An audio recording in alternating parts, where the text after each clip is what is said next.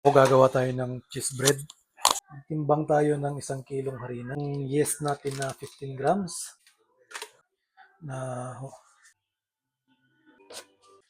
550.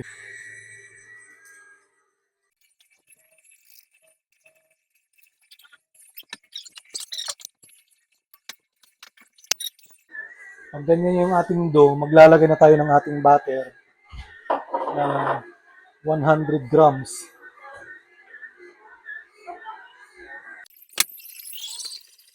O, di ba? Ganun to i-clay lang yan. Masama-sama ito. Tapon. Ayan.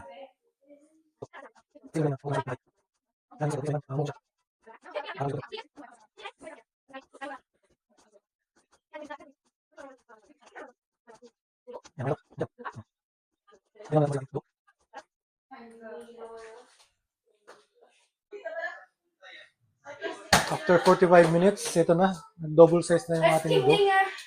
Ano siya? Yun. Diba? Tanggalan na natin siya ng hangin.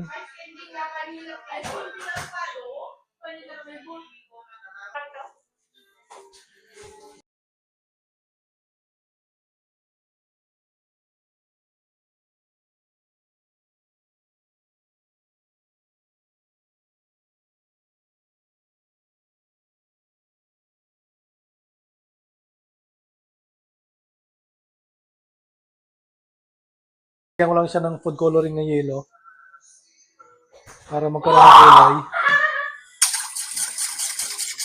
Yan, tubig dito. Tubig saglit lang. Kaya ilagay natin dito para dumikit siya. Yan. Ganyan na siya. Oh.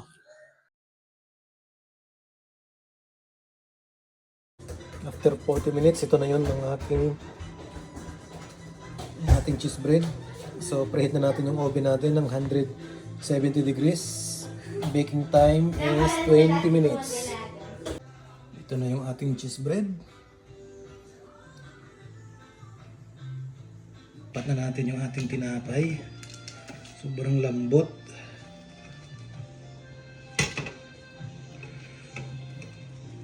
Mainit.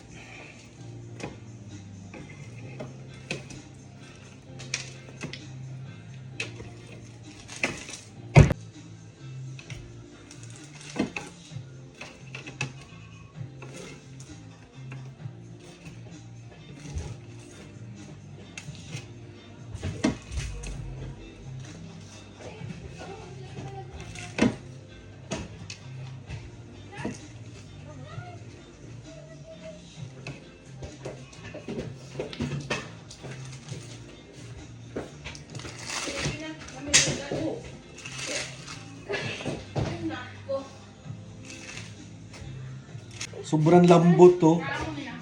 Oh, grabe oh. Diba? Sobrang lambot. Nawala na. Oh. Ata na. Tikman na natin. Ooh.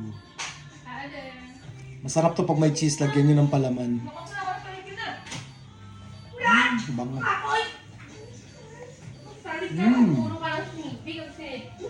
Itong paborito kong tinapay eh. Sarap.